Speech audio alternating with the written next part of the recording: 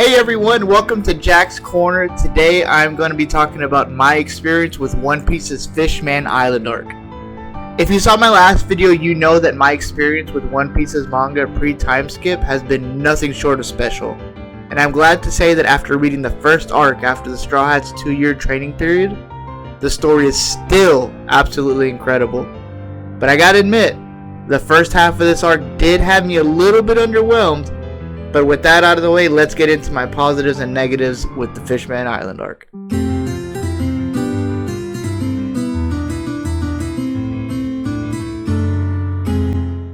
Starting off the bat, I love how Oda gave every crew member a new look, and I really do love everyone's new style, except for Robin and Frankie. Besides them, I think everybody looks good, and Robin and Frankie's might grow on me a little bit, but I really liked the kind of like, at least in the anime, especially the skin tone of Robin changed, and I wasn't a huge fan of that. I liked Frankie's like not as big, but yet still cyborg looking self before, but again, it might grow on me. Robin is still beautiful. She's still tied with Luffy as my favorite Straw Hat, but you never know, maybe it'll just grow on me.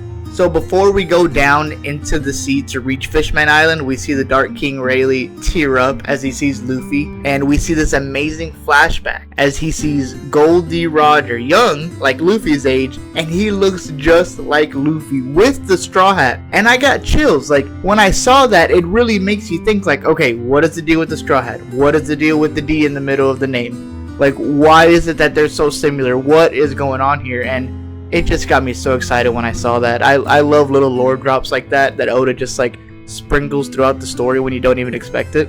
But with a little bit of a negative beginning, on our way down is where things tend to get a tad boring for me. Even though every detail is important, that's just how One Piece is, and that's how Oda crafts the story. But other than that, I really just had two negatives, and unfortunately it was the two villains with Hottie Jones and Vanderdecken.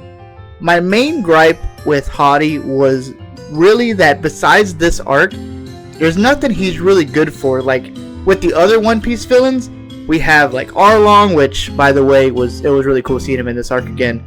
We have Crocodile, Magellan, Buggy, Lucci of CP9, Anaru. These are all fantastic characters that I want to keep seeing throughout the story, even though they were already defeated. But unfortunately, Hottie really only works in this story alone with his ignorant racism towards humans. And it's not somebody that I want to keep seeing or that I even care to see later on in the One Piece story.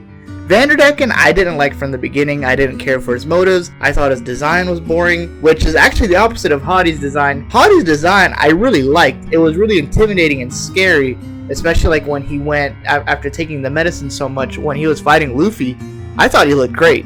But when it comes down to their actual character, both of the main villains I just did not care for, unfortunately.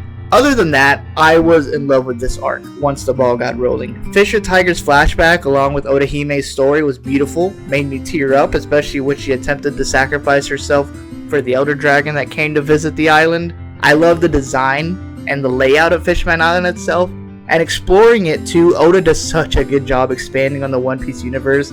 Like at the beginning when we see Luffy pass by the candy factory, and it shows that it's Big Mom's with her flag on there, and this used to be Whitebeard's turf. So it shows like in the 2 years that we've been gone, just because the guys have just been trained, that doesn't mean that the rest of the One Piece universe isn't moving on. It's just a well-oiled machine. The universe, it just keeps going and going.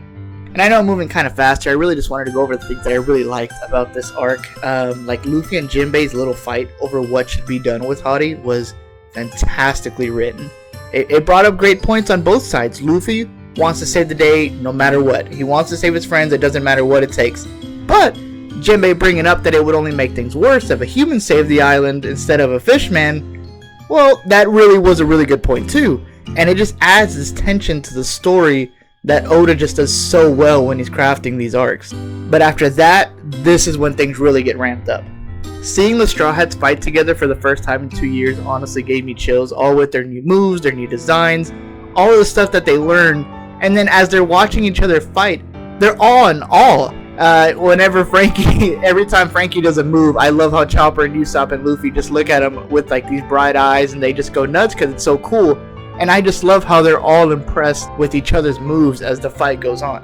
Luffy taking out 50,000 soldiers with his haki alone was chilling. My favorite panel was when Luffy walked straight to Hottie, walking through all the enemies, because he trusts his crew so much to take care of everything while he goes straight to the problem, Hottie himself.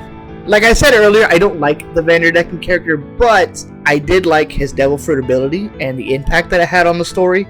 Because as the war is raging on, the giant ship Noah is heading down for the island to destroy it because of what Vanderdecken did and his attachment to Princess Shirahoshi, who we'll talk about because she's really important in just a sec. As the ship is heading down, we see an incredible fight between Luffy and Hottie Jones that really showcased Luffy's new skills, and I jumped out of my seat when I saw the power of the third gear elephant Gatling move that crushed Hottie. But not everything is perfect when that's done, because after he beats him, the ship is still going down to destroy the island, and then bam, the Neptunians show up because of Shirahoshi's extremely rare power to summon Neptunians, which we've been hearing about Neptunians since the beginning of One Piece and how you can't mess with them. Well, she has the power to not only summon them, but command them at her will, which we then find out from a really important talk between King Neptune and Robin, that Shirahoshi is one of the world's ancient weapons, Poseidon, that the poneglyphs since the beginning of the damn One Piece story.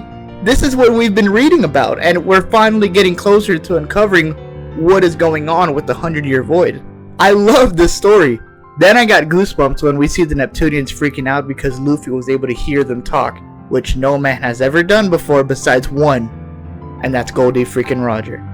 We then tie things up and we find out about Akainu and Aokiji's battle, and Akainu winning, which really upsetted me because then he takes Sengoku's place, and I really like the character Aokiji, but that's what Jinbei does. He kind of explains Luffy and to the gang everything that's going on, and of course Luffy doesn't really listen, he's just eating, but it still was important to see all that, again showcasing that even though in the 2 years Luffy has been just trading on an island with Dark King, the world's still going and things are still happening, and that's the beauty of One Piece. That about does it for my reaction to Fishman Island. I really hope you all enjoyed this video. It feels good to be back. I hope you all have an amazing day, and thank you again for coming to Jack's Corner.